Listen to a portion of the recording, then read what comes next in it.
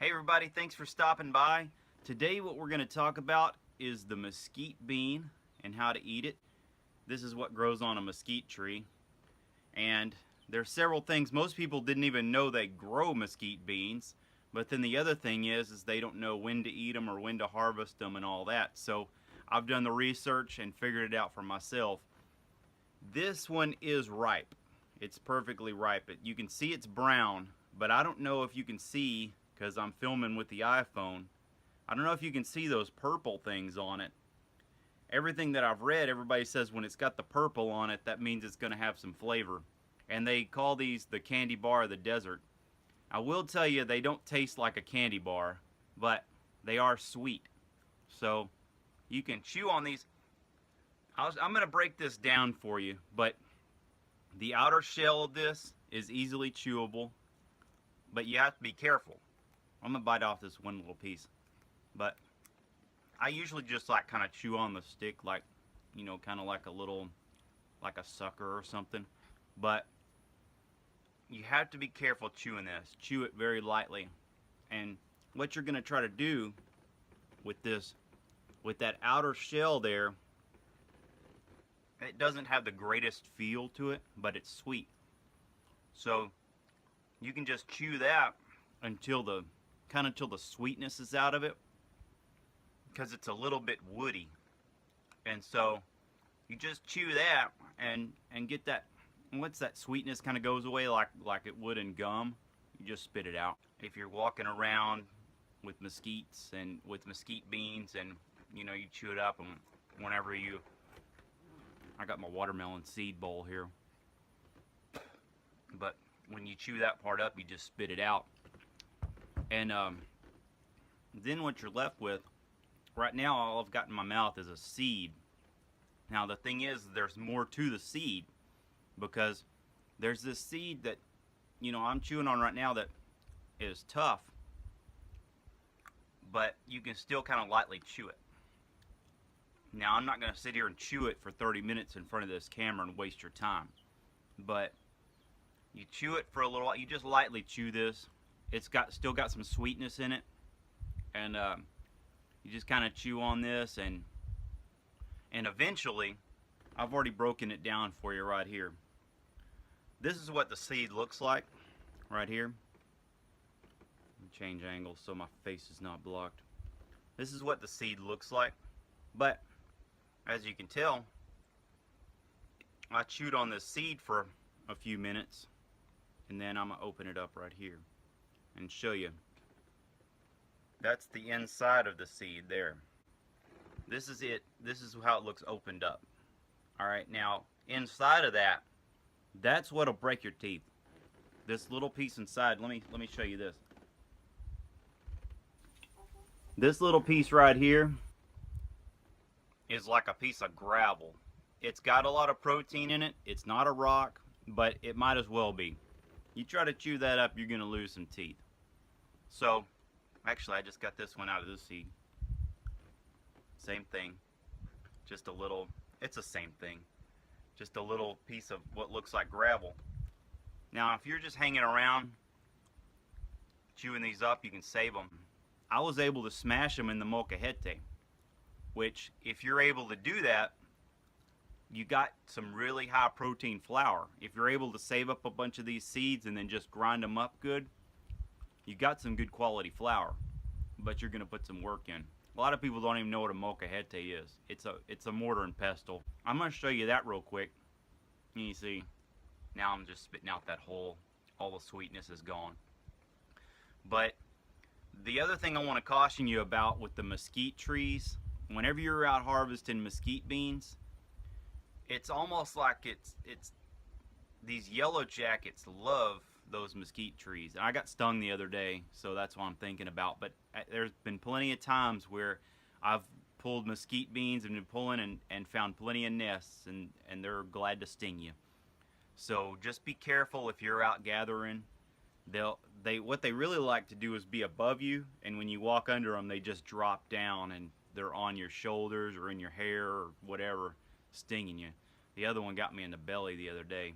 But it also made me think about, even out here in the wilderness, It's so dangerous because a yellow jacket, usually you're only going to get hit by one, and it's going to hurt. It's not going to feel good, which, by the way, I put some giant ragweed leaf on the bite, and it didn't hurt after about 15 minutes. So I can't tell you if it was a good thing or if it was just naturally the yellow jacket bite stopped hurting. But I just did that. I just kind of macerated this leaf from the giant ragweed and put it on there, and it went away. So, but anyway, the other thing is just be careful, because now we have killer bees that are in the United States, and those you won't get bit by just one. You're gonna get, most people just die from them. They've killed lots of dogs. They've killed a few people. They killed 2 people about an hour away from me here in the last few years. And it's the same deal with these snakes. It's, you consider what you're doing as far as whenever you're out gathering and foraging.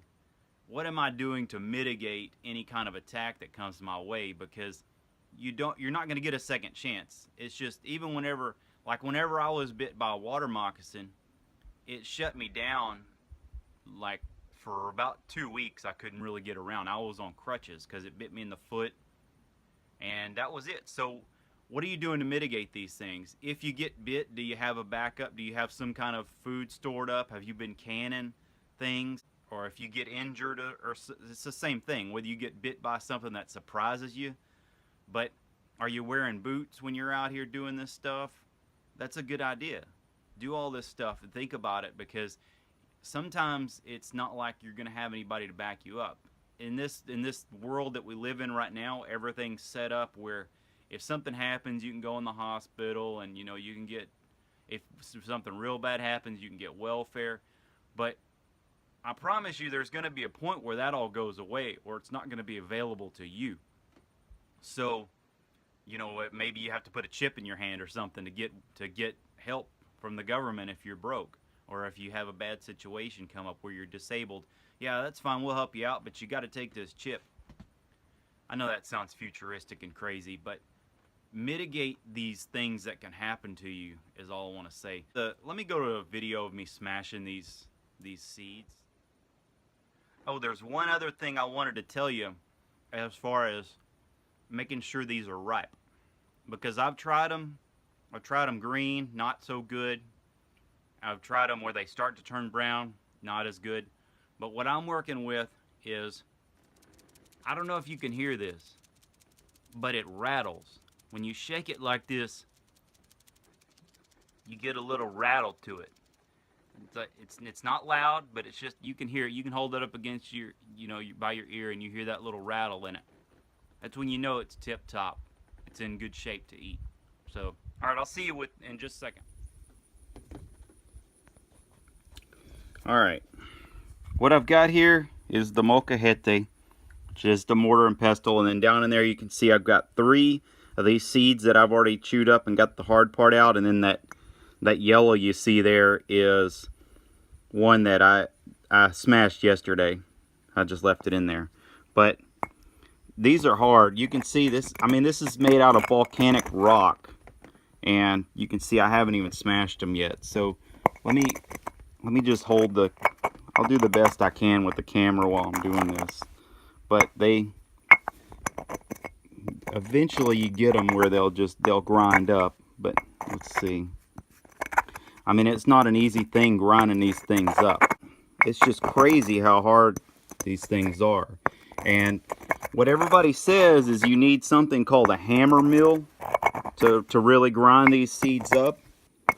But a hammer mill is a few $100. And of course then you'd need the fuel to run it. Which, and by the way, I looked at it a little bit, and a hammer mill is like something you use to grind up rocks. So we'll see, we're starting to get some progress there now. You can see I'm starting to kind of grind them up there. You can see that one at the top left of your screen there looks like it's starting to fall apart. But we're getting somewhere with them. Not to bore you too much, but that's what you got to do with these if you wanted to grind them up. You kind of get a little bit of You can at least get them down to the point where you can eat them or make a flour or something.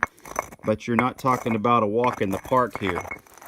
The easiest thing to do with mesquite beans is what I did at the first of this video, where you just chew up that pulp, spit out what's useless or kind of tastes like wood at the end of it, and then you can chew on the rest of that, you know, that outer seed, and then this inner seed you can kind of figure out what you want to do with it. And this is what I'm going to include. I don't have the video made of me making syrup yet, but I'm going to make syrup. So I'm going to include, as soon as that syrup video gets done, I'm going to include that here in the links below. But, by the way, if you learned anything from this, or if you got anything to say or anything to add, go ahead and put it in the comments below. And that's going to be pretty much it. If you'll just watch, I'll put that video of me making syrup out, and it'll be linked up to this one. But you see down in there, we actually got something that's probably edible at this point, but I think I'd need to do this with about 1,000 seeds and then probably have a little bit of flour. Out here it's just a little bit of work, that's all. Alright, I'll see you guys in the next video. Have a good day.